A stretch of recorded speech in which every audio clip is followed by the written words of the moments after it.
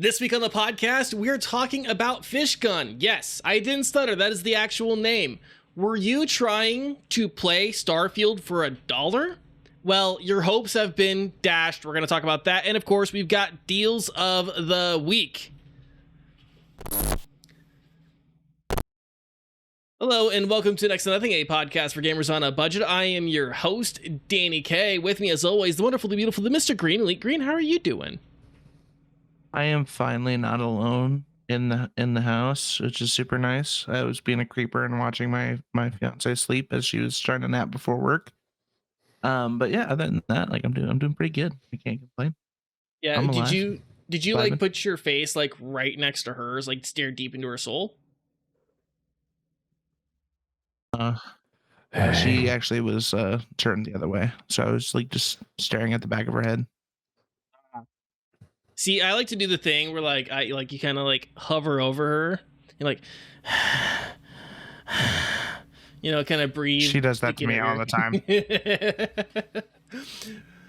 That's how I am spooky and nuclear. We're also joined by Mendacii, who is also spooky and nuclear. How you doing today? Not too shabby, man. It's finally cooling down, which means it's heading towards the best season of the year. I am full of energy. I am rejuvenated with spookiness. Though I am just crawling towards the Mortal Kombat release. They dropped their trailer for it with like Dave Bautista, and that shit is hella goofy and cheesy. So it's good to see that some things don't ever change. Yeah. That I will say that Dave Bautista Mortal Kombat, I fucking primo. It's so good. It's so good. That is such a good commercial. Yeah. So that aside, out of the way, thanks for watching, listening to the show. Be sure to stick around until the end of the show to hear about some awesome deals that we found for you this week. Of course, if you're joining us live, you can find us on YouTube, Spotify, and Apple Podcasts, Google Podcasts, and everywhere podcasts are found if you miss any part of the show. And if you are joining us on those platforms, you can join us live on Twitch most Tuesdays at 7 p.m. Central Time.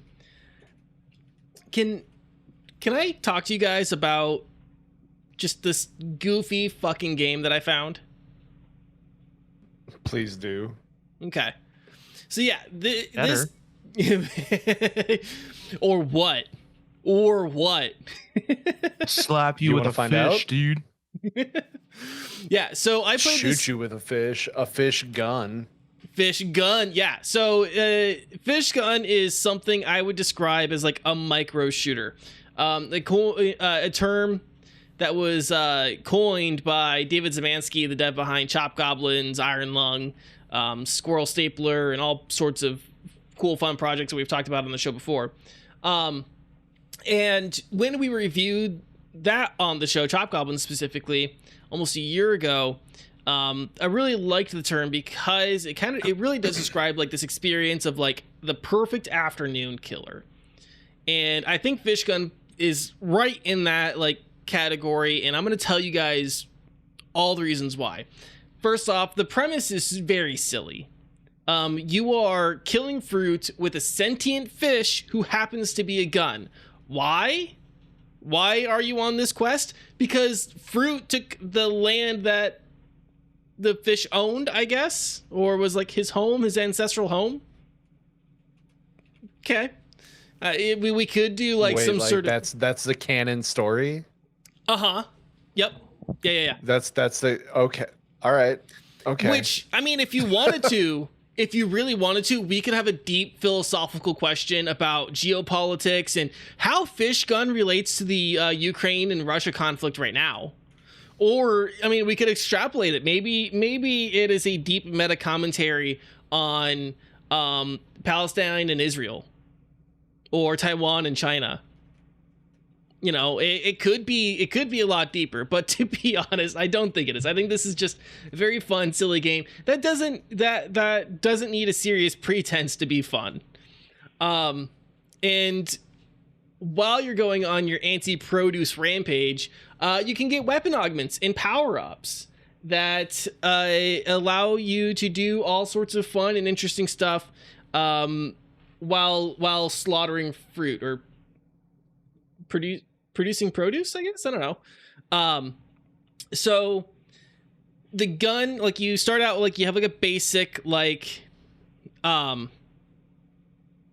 have like a basic like single shot thing, fish gun. Yep, real simple thing, real simple concept. You can pick up power-ups like machine gun, or you can do things like rocket or laser. But then there's other things that will augment the abilities of the gun and play around with the like functions of the gun at a fundamental level. And you get these augments by picking up colored orbs that drop from killing fruit. And those orbs will also give you health back as well. You can also throw them as like a grenade.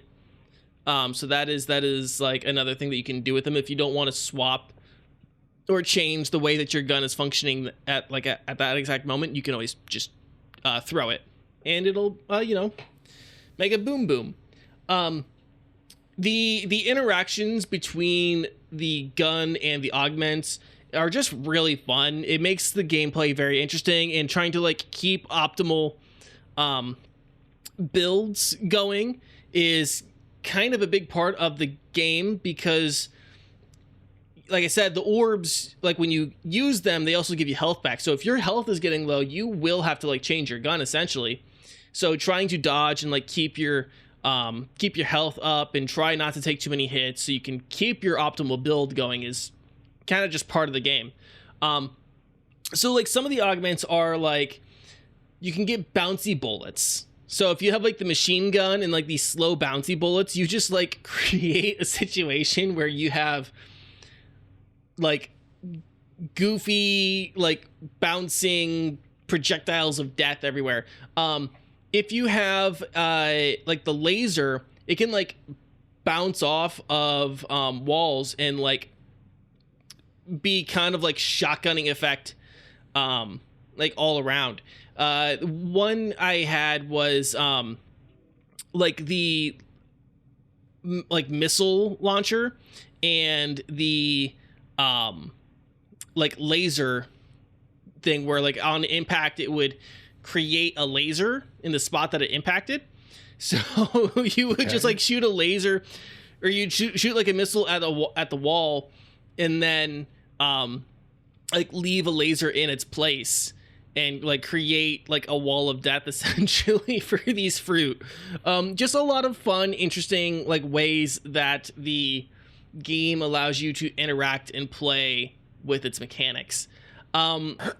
The enemies themselves are pretty fun. Some of them are designed to be pretty frustrating, which I think in this case is actually enjoyable. They're not frustrating in the way that they're like super annoying. They're frustrating in the way of like being challenging, or enough of a challenge where you figure out what's the best way to dispatch them quickly. So like example, like the pears. There are pears in this game where they have like a lock-on laser, and you can hear them like lock onto you, and it like beeps, like, you know, beep beep beep beep beep beep beep, beep, and like then it like shoots a laser at you. And it can be actually kind of difficult to dodge them if there's a lot of stuff going on, because they will kind of funnel you into an area where, oh wow, I have a ton of like other lower level guys who I don't want to focus on right now in that, like in the area that I have to go to avoid getting shot by this laser. I will also say that one of the worst boss fights was like the giant pear. It took me several tries to beat it. Yeah, that was like the one that killed me the most. I almost adjusted the difficulty of the game just to get past it, because it was really annoying. Yeah, so like that's like the core kind of gameplay stuff of it. The game feels really good. There's not a lot of nuance in the gameplay itself. It's not like a very deep experience, but it is a really fun experience for the time that you're going to spend with it, which is like 2, 3, maybe 4 hours if you really like it. The sound design itself, I will say, is nothing really to write home about, but it doesn't make the experience any worse unless you are dying just a ton and hearing the same sound effects over and over again. That would be fairly irritating, but I would otherwise say it like there's just not much like there to like grab onto in terms of sound design, if I'm being 100% honest. But for like a free to play game for an afternoon waster, this game is very solid. No bugs that I ran into. It runs well. It's a fairly cohesive experience. It's also got a speed run mode built into it, which you can test your skills against yourself and see how fast you can beat it, which I think is just kind of a fun and like easy feature for devs to add in and make the game infinitely replayable, because who doesn't love competing against themselves, you know? Yeah, that was Fishgun. That was my experience with Fishgun. Do you guys have questions, thoughts, opinions? I mean, it looks like it's probably a bit funner than, say, like High on Life, and you don't even have to listen to your gun talk to you, it sounds like, which is nice. And it wears a little party hat sometimes. You don't want to hear your gun talk to you all the time like this in this really bad Justin Roiland impression? Oh, God. Oh, jeez. Fuck, no. Oh, no, jeez, Rick. Not, Oh, jeez. not even a... Oh, geez. That I'm opinion, going to put myself in a wood chipper. that opinion is unacceptable. Mm, Here's a little lemon grab for you, too. I hate it. Yeah, unacceptable. That's at least like somewhat fitting. No, I really liked the presentation of this game. It looked really good. Seeing how the gun works is really interesting and fun. I really liked how you could just kind of like stack things on top of each other until like you have a giant mortar cannon coming out of a dead fish in your hand, and then when it hits the ground, it just explodes into confetti. Like that's just fun. That's Yeah, insane, and I love it. yeah. Yeah, it's definitely an interesting looking game for sure. Yeah, Yeah. it is a little trippy. If you are one to partake in particular substances, you might do so while playing this game. You might get a lot of joy out of it if that is the case. Would do that. What's that? Who would do that? Who would do that? Would do that. No one on this team. Who knows? No. No. There's not a single Ever. person on We're this good team that would do Christian that. children. Yeah. Any other thoughts or questions on Fishgun? It, like I said, it's free. It's also on itch.io. It's on Steam and itch.io, so you can go have fun. Go waste an afternoon. It's great. I don't think I have anything else to talk about this game. It's a pretty good price. Yeah, free. I would say, I guess because it is on itch.io, if you go pick it up on there, and if you do enjoy it, I would say go tip the devs like $3. Go pay for the game, give them like $3, because I think it's a pay what you want. I think it's pay what you want on itch. So go tip them. Yeah, that's pretty much Fishgun. Do we want to talk about what's going on with Gamepass? Yeah. Yeah. Okay. So Yeah. here yesterday, gone today. The $1 price tag for 15 days on Game Pass has disappeared into the ether suspiciously before the release of Microsoft Bethesda's biggest release of the year, Starfield. Right? It's suspicious. I wonder why that price, that deal went away. I mean, we know why. They don't have to explicitly say it. We know what's going on here. They don't want people blitzing through Starfield in 2 weeks for $1, right? It's a $60 experience. It's one of the most hyped games Right. that Microsoft, Bethesda, ZeniMax, future ABK owners, it's their biggest game of the year. And it's gonna surpass every other game that they're gonna put out this year, probably, in terms of hype at least. So, yeah, And it's a good time just to like talk about like the iterations and what the deal or what Game Pass looks like now. And this deal has gone through a couple different iterations, and it's disappeared before. But in, you know, Mendacii, you can attest to this. It's a pretty high value proposition, kind of no matter what. And it allows absolutely. you, Yeah. and it, Like it's one of the best things that I've ever it's like the one subscription that I won't get rid of because I get so much out of it, and it has saved me so much money. Yeah. So much money from just purchasing games or buying a game being like, well, I put 30 hours into it and it was kind of a meh experience. But like, you know, you do that inside of, you know, like a month per se. Like my time with Wolong Fallen Dynasty, like that was a good experience. But man, am I happy that I didn't actually shell out $60 for it. I got to just click it, download it, play it at my leisure. That was really awesome. yeah. Are you paying for Ultimate? Or are you paying I am because we just got the Xbox One X. We have Ultimate, and it's been awesome, dude. We've been playing through Army of Two from like the Xbox 360 era. Yeah. I've got the Master Chief Collection ready to go whenever we want. Yeah, it's so worth it for our household. I've been wanting to play the co-op fucking Halo 3 for like 2 months now. And Yeah. I started on Halo Mhm. 2 by myself, but I want to co-op it with someone. So if you want to play Halo 3 with me. Oh, I'm so down to play Halo 3. So ready. I jumped right into Reach, but I'm a dummy who just loves Reach more than anything. I love the DMR. You're muted. Oh, shit. Well, I think it's interesting that the Master Chief Collection has a button that you can press to switch between like a remastered graphics and like the OG graphics. Oh yeah, that's It's trippy as hell, super dude. trippy. Like, dude, I was playing Halo 2 and it like I pressed the button and it switched. I'm like, what the fuck? And then I pressed the button again. I'm like, Yeah. oh, that is interesting. And Jesus, nostalgia had a weird ass filter. Yeah, it's the button you press when your buddy is like, "Oh, it didn't look that Yeah. bad back then," and then you press it and you just stare at him like, Yeah. "Is this what you remember? Is Yeah, this what you Because I remember?" remember the game Gun 2, I think is what it was.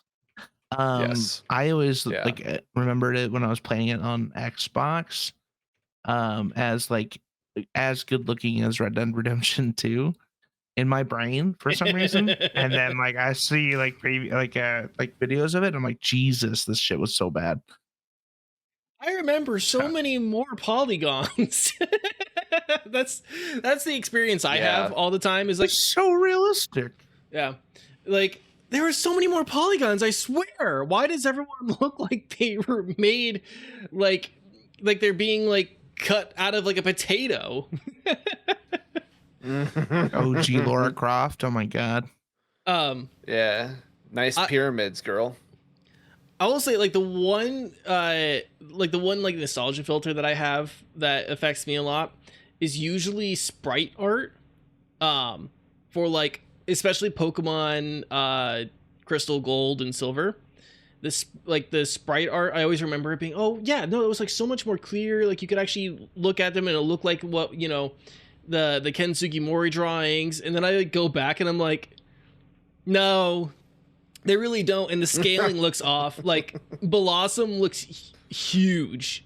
When you look at like the sprite of Blossom, and you can't actually figure out what the scale of it is.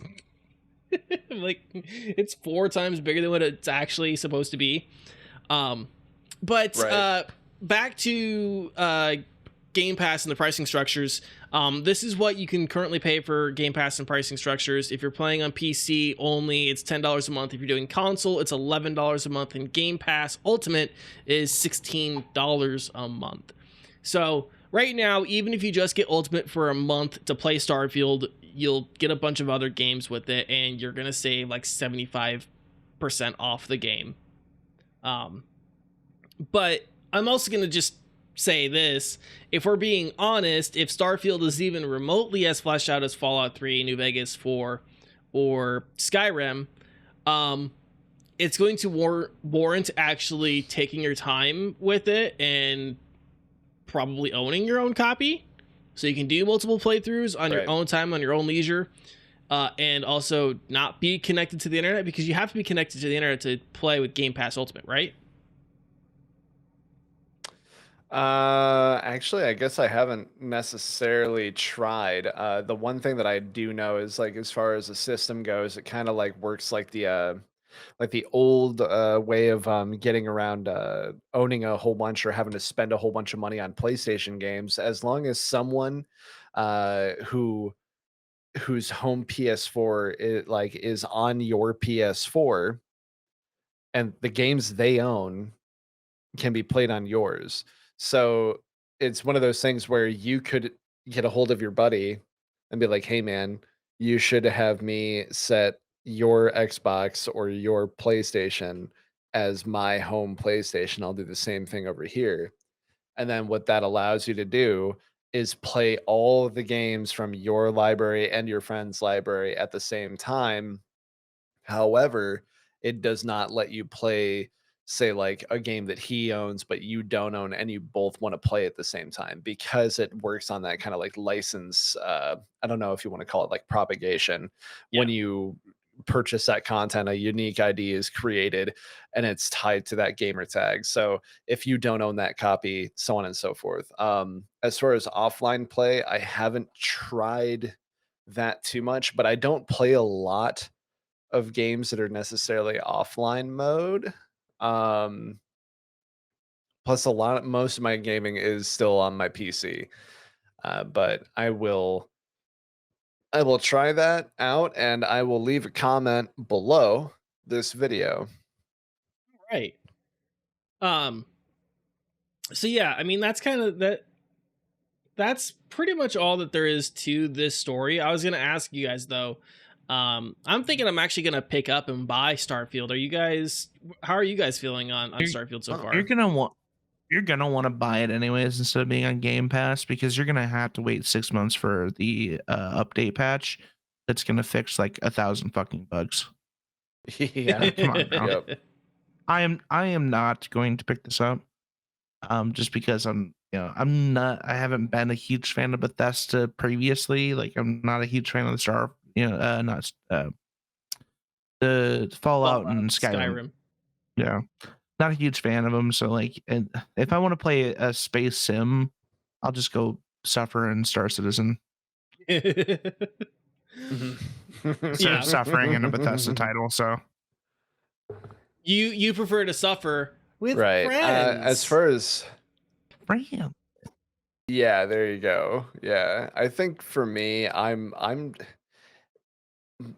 my experience with Starfield, I think, will be tied directly to how much do you stream this, Danie.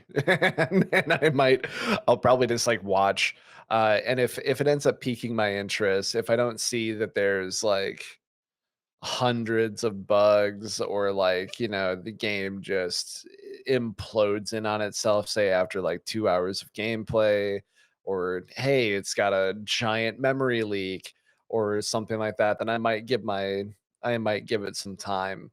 But yeah, I don't know about all of that, Chief. Not right now anyway. Nope. It's been a jam-packed year, so I've still got tons and tons of other stuff that I've got to get playing too. Yeah, that's the other thing I'm struggling with right now. I'm like, man, I want to pick it up and play it, because I do typically like the Bethesda titles, but also I'm still in Act 1 of Baldur's Gate. I'm playing not only a single player game, but I have 2 other games with Green Elite going on in Baldur's Gate. So, yeah, all in Act 1. Yeah, all in Act 1. All in Act 1. With no clear signs of ever reaching Act 2. Yeah. Knowles, what are these? Let's go see what these are. Yeah. Secret spider monster? Ooh.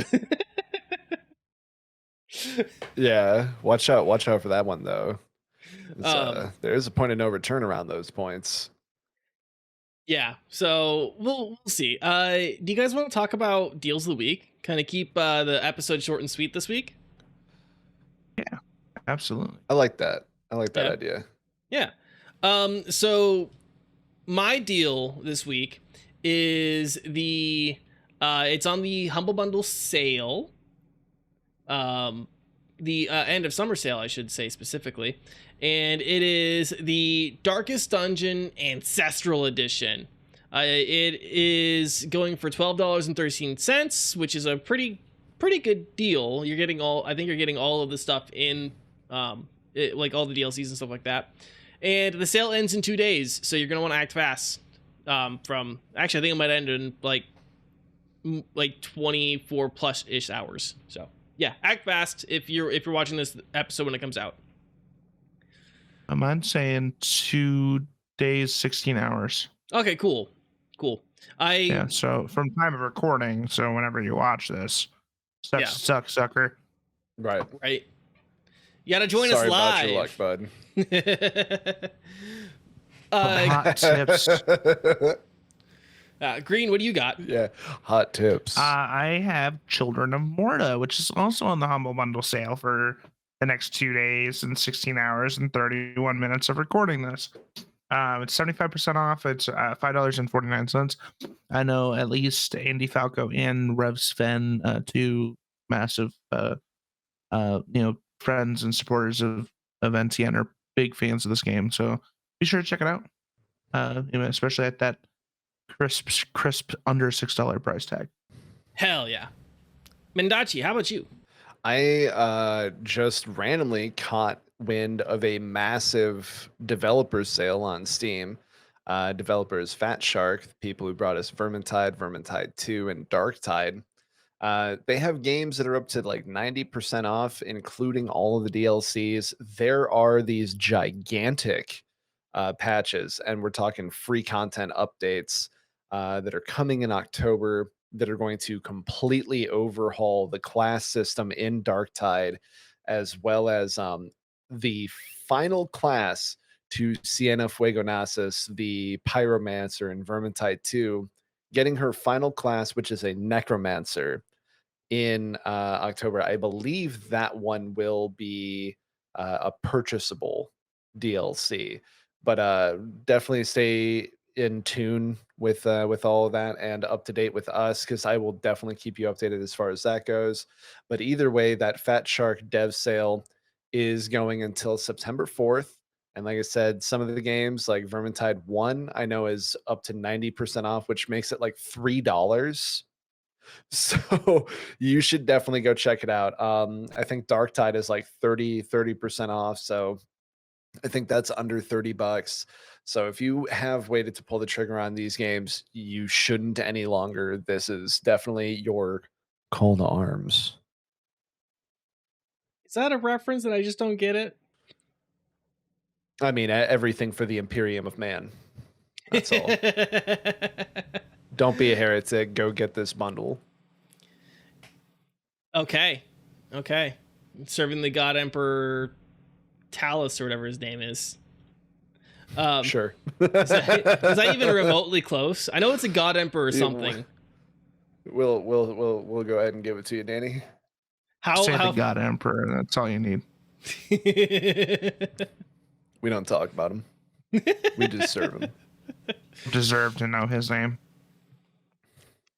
That just shows how much I very much don't know about Warhammer 40K. I think that if I were to tell you the majority of my knowledge on Warhammer 40K in particular, it is that red makes orcs go fast, and orcs are apparently funguses. Those are like the two pieces of knowledge of 40K that I actually know. Orcs are probably the most powerful thing in 40K, simply for the fact that they're so dumb that if they believe something is real, it's real.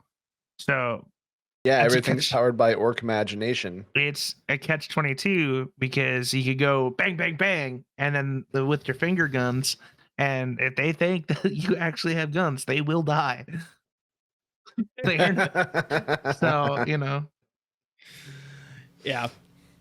But yeah, those are the deals of the week. Was there anything else that we wanted to talk about, or just talk about what we have coming up on our respective channels? I've got no other I'm notes. good. I'm good to go. All right, Green Elite, what do you got going on? Well, I'm not sure. I'll be playing some Baldur's Gate throughout the week. That probably won't be on stream. If I do stream, it'll be on TikTok and Twitch, and it'll either be Hunt Showdown or Valorant because I've been playing a lot of Valorant lately. I never thought I would, but here we are playing Valorant.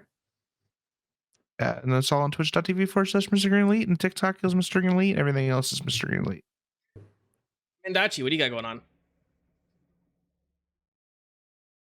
Petting cats, hanging out, being a cat dad, and playing some games that I've been neglecting.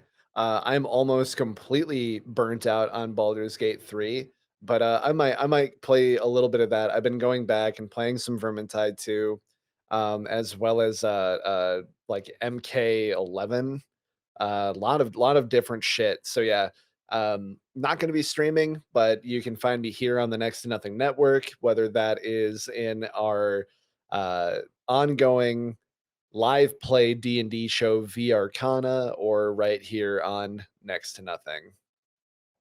Hell yeah. In terms of stuff I've got going on, I am working behind the scenes. I've actually made just something I'm going to brag about. I have made some additional changes to my workflow that makes doing VR Arcana editing so much faster, like incredibly, like just a lot faster for me. So I'm working on that. Otherwise, you can shit post with me on Twitter at Danie K, DANIECAE.